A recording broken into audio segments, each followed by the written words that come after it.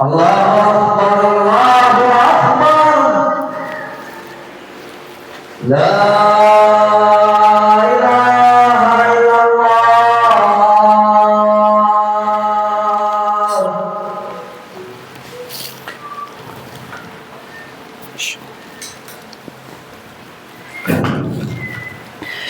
أعوذ بالله من الشيطان الرجيم. بسم الله الرحمن الرحيم. إن الحمد لله نحمده ونستعينه ونستهديه ونعوذ بالله من شرور أنفسنا ومن سيئات أعمالنا.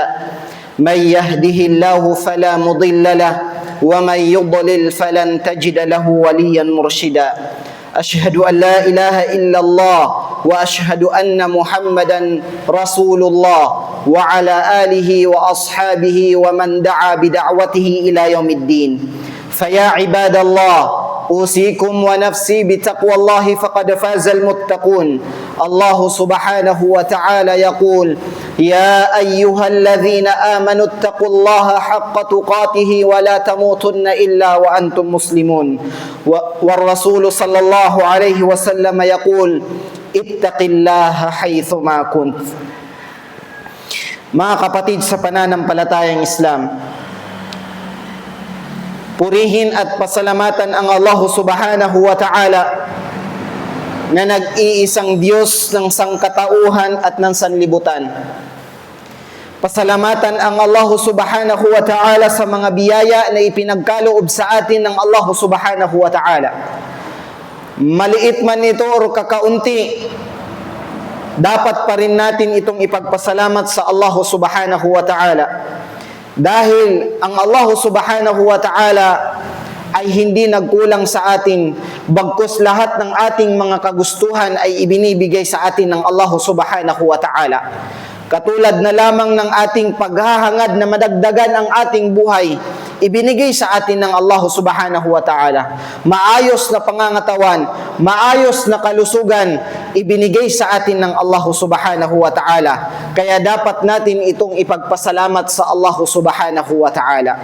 Mga kapatid sa pananampalatayang Islam, ang Allah subhanahu wa ta'ala ay nagsabi sa kanyang banal na Quran: Ya ayyuhallazina amanu taqullaha haqqa tuqatihi wa la tamutunna illa wa antum muslimun.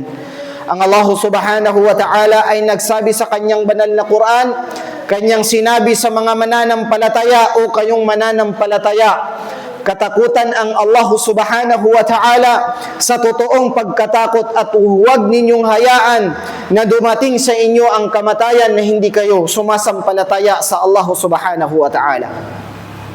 At ang Propeta Muhammad sallallahu alaihi wasallam ay nagsabi sa kanyang hadith, ittaqillaha haythuma kunt.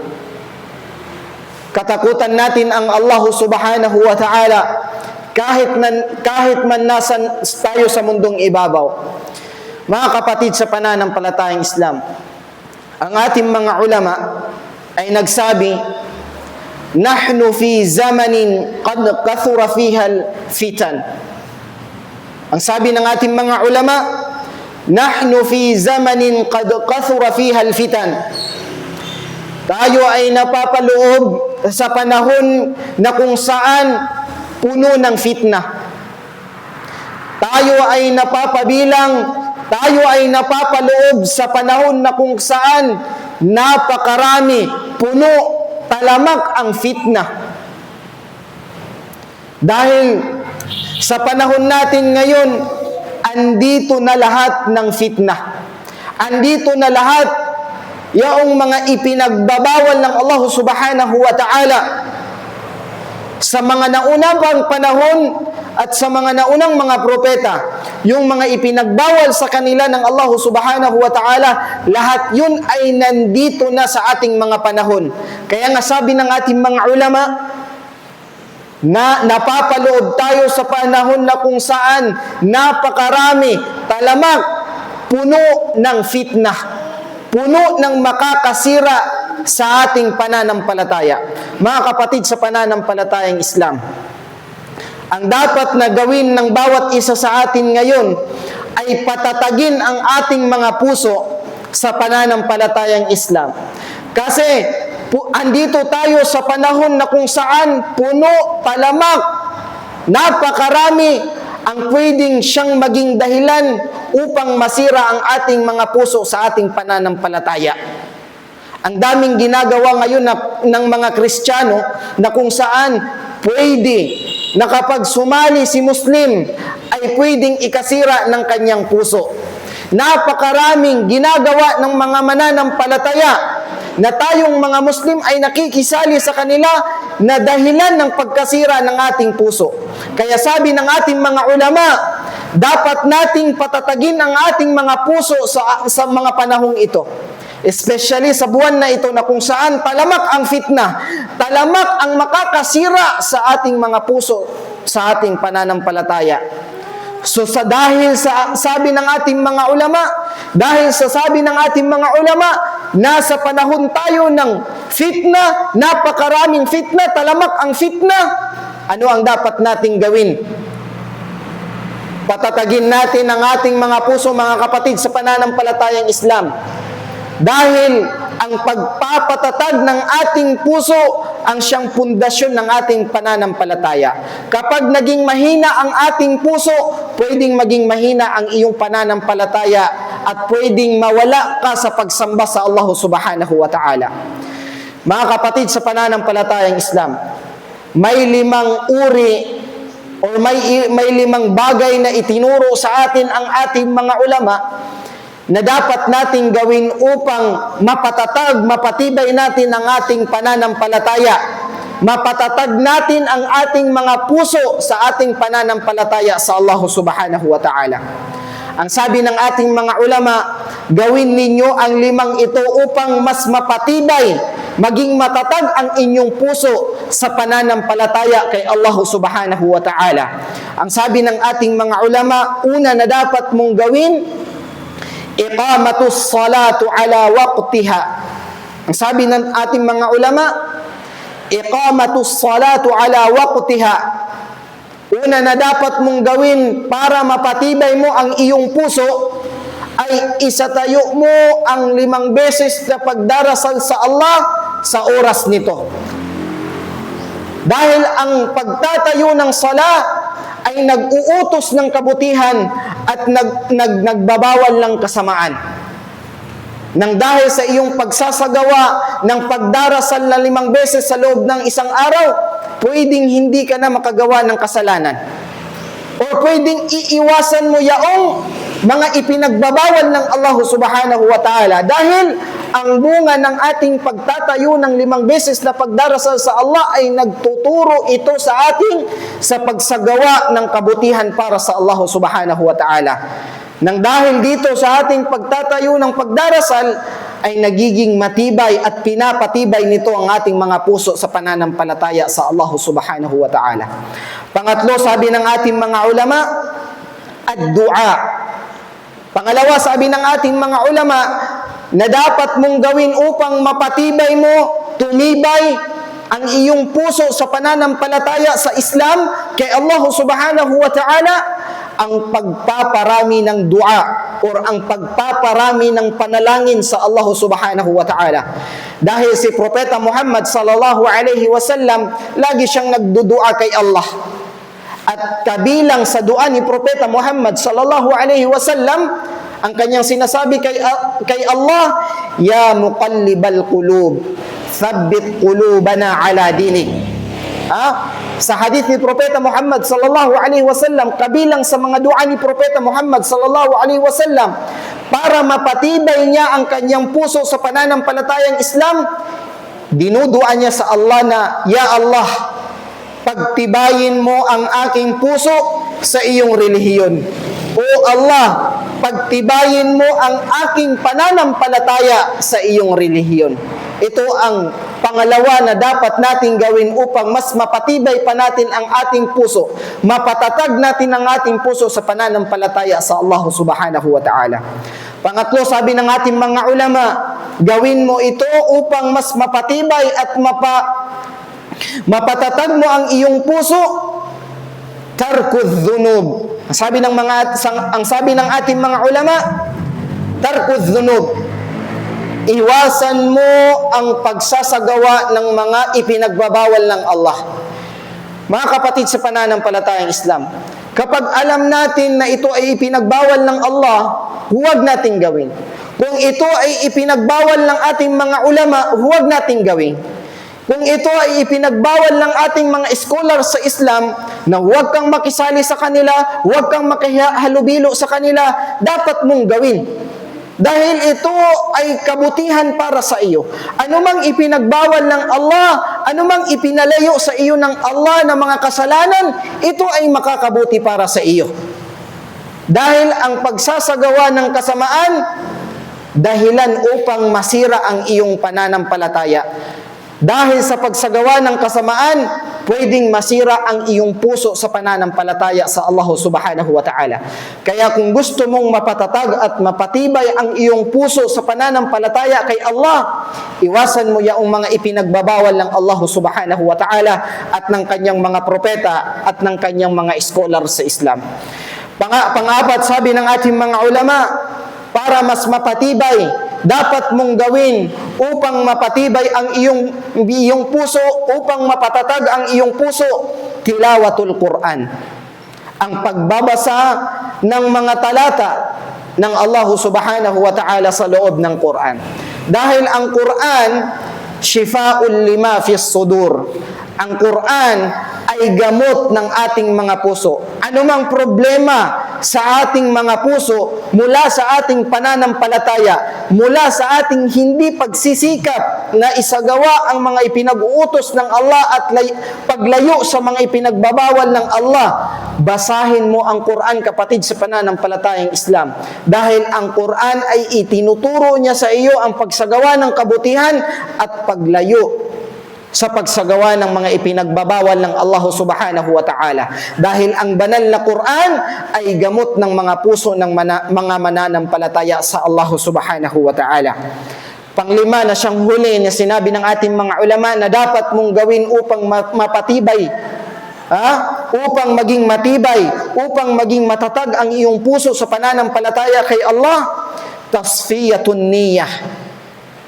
Linisin natin ang ating mga intensyon. Linisin natin ang ating mga niyat. Ayusin natin ang ating mga intensyon kapag tayo ay nagsasagawa ng mga gawain. Kasi minsan ang ating intensyon ay hindi para kay Allah kundi para sa mga tao. Like, nagbibigay ka ng pera para ikaw ay makilala ng mga tao, para ikaw ay sabihan na ikaw ay nagsasadaka, ikaw ay nagzazakat. Kaya nga sabi ng ating mga ulama, panglimang dapat mong gawin upang mapatibay mo ang iyong puso sa pananampalatayang Islam, kailangan lahat ng iyong ginagawa ay para sa Allah subhanahu wa ta'ala. Linisin mo ang iyong masamang intensyon. Kung may balak ka sa iyong kapatid na sirain, ang iyong intensyon ang siyang nag-uudyok sa iyo para maipatuwid ito. Kaya mga kapatid sa pananampalatayang Islam, itong 5 na sinabi ng ating mga ulama, kapag ginawa natin, ay ito ay magiging sanhi o dahilan para mapatatag at mapatibay natin ang ating pananampalataya sa Allah subhanahu wa ta'ala. Ang sino mang may kakayanan na gawin ito dahil ito ay makakabuti para sa atin. Aqulu qawli hadha wa astaghfirullah li wa lakum wa lisairil muslimina min kulli dhanbin fastaghfiruhu innahu huwal ghafurur rahim.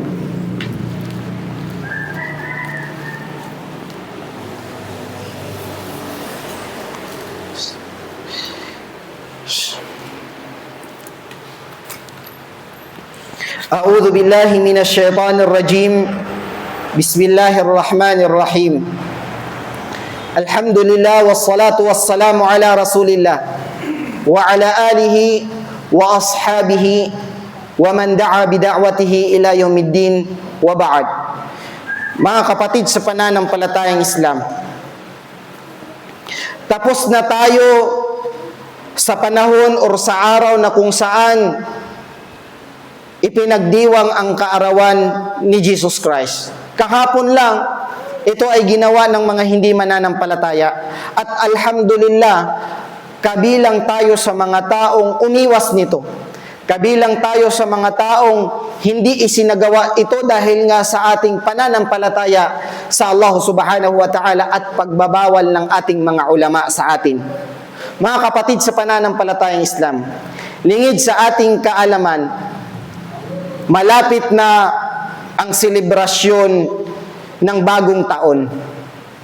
Mga kapatid sa pananampalatayang Islam, kung ipinagbawal ng Islam ang makilahok sa kaarawan ni Jesus Christ, mas ipinagbawal ng Islam ang pag-attend at paglahok sa bagong taon. Mga kapatid sa pananampalatayang Islam, kung titingnan natin sa history, ang bagong taon, ito ay nangyari sa kapanahunan ng mga pagano. Kahit si Jesus Christ ay hindi nagdiwang ng bagong taon. Kahit si Jesus Christ ay hindi nagdiwang ng bagong taon. May bagong taon sa kapanahunan ni Jesus Christ, pero kailanman hindi siya nagdiwang. Dahil nga sa history, ang bagong taon, ito ay ginawa ng mga taong pagano. Dahil sa isineselebrate nila ang kaarawan ng kanilang Diyos na ang pangalan ay si Janus. Kasi sa panahon ng mga pagano, mayroon silang Diyos na ang tawag ay si Janus, na ibig sabihin, ang pangalan ng Janus ay nagmumula sa panimula at huli. Siya, ang ibig sabihin ng Janus, na Diyos, siya ang panimula at siya ang huli. Ibig sabihin, sa panahon ng mga pagano, ipinagdidiwang nila ang kaarawan ng kanilang Diyos na ang nagngangalang si Janus. Hindi ito gawain ng mga Kristiyano, bagkus ito ay gawain ng mga pagano.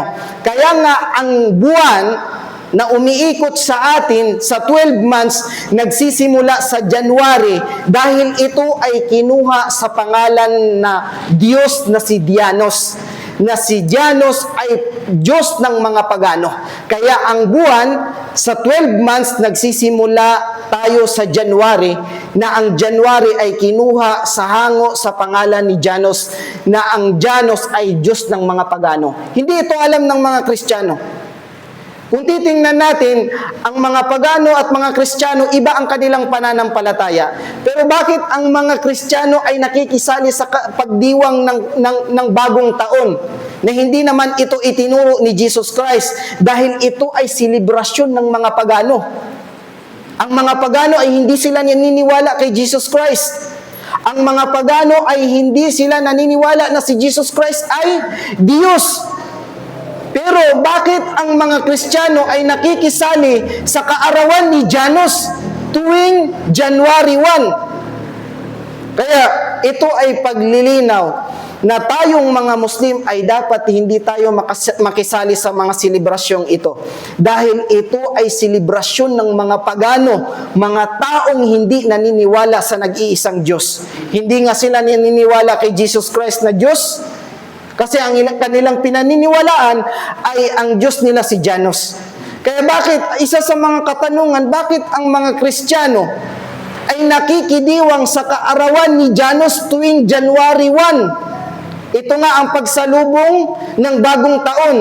Dahil ipinagdidiwang ng mga pagano ang kaarawan ni Janus tuwing January 1. Nakikisali ang mga Muslim, nakikisali ang mga Kristiyano. Ito ay hindi alam ng mga Kristiyano. Dahil wala ito sa kanilang turo. Bagkus naituro ito sa Islam. Dahil hindi tayo pwedeng makihalubilo sa kanila dahil ipinagdiriwang nila ang Diyos na nagngangalang si Janus. Kaya mga kapatid sa pananampalatayang Islam, ang Islam, lagi nating tatandaan, ang Islam ay sumasamba lamang sa nag-iisang Diyos. Wala tayong isa, dalawa, tatlong Diyos. Wala tayong Trinity. Walang Ama, walang Anak, walang Santo, Espiritu Santo na sasambahin natin. Bagkus, ang dapat lang natin sambahin ay ang nag-iisang Diyos na siyang lumikha ng tao at ng sangkatauhan. At bilang isang Muslim, karapatan natin yun na ibigay sa nag-iisang Diyos. Dapat nating sambahin ang nag-iisa lamang na Diyos na siyang lumikha ng sangkatauhan at sanlibutan. Mga kapatid sa pananampalatayang Islam, wala tayong dapat sambahin malibang lamang ang Allah subhanahu wa ta'ala na siyang lumikha sa mga tao at siyang lumikha ng sanlibutan. Siyang mga lumikha ng mga propeta, siyang lumikha kay Jesus, siyang lumikha kay Propeta Muhammad, siyang lumikha kay Propeta Abraham, siyang lumikha kay Propeta Adan. Kaya kung sino man ang lumikha sa sangkatauhan, siya lang ang dapat nating sambahin dahil siya lang ang nagsabi na siya ay dapat sambahin. Inna Allah wa malaikatahu yusalluna ala nabi. Ya ayyuhalladhina amanu, sallu alayhi wa sallimu taslima. Allahumma salli ala Muhammad wa ala ali Muhammad kama sallaita ala Ibrahim wa ala ali Ibrahim wa barik ala Muhammad wa ala ali Muhammad kama barakta ala Ibrahim wa ala آل إبراهيم في العالمين إنك حميد مجيد وقال ربكم ادعوني أستجب لكم آمين يا رب العالمين اللهم تقبل صلاتنا ودعاءنا وركوعنا وسجودنا يا أرحم الراحمين اللهم اغفر لنا ذنوبنا ولوالدينا وارحمهما كما ربونا صغارا اللهم ربنا آتنا في الدنيا حسنة وفي الآخرة حسنة وقنا عذاب النار سبحان ربك رب العزة عما يصفون وسلام على المرسلين والحمد لله رب العالمين أقم الصلاة.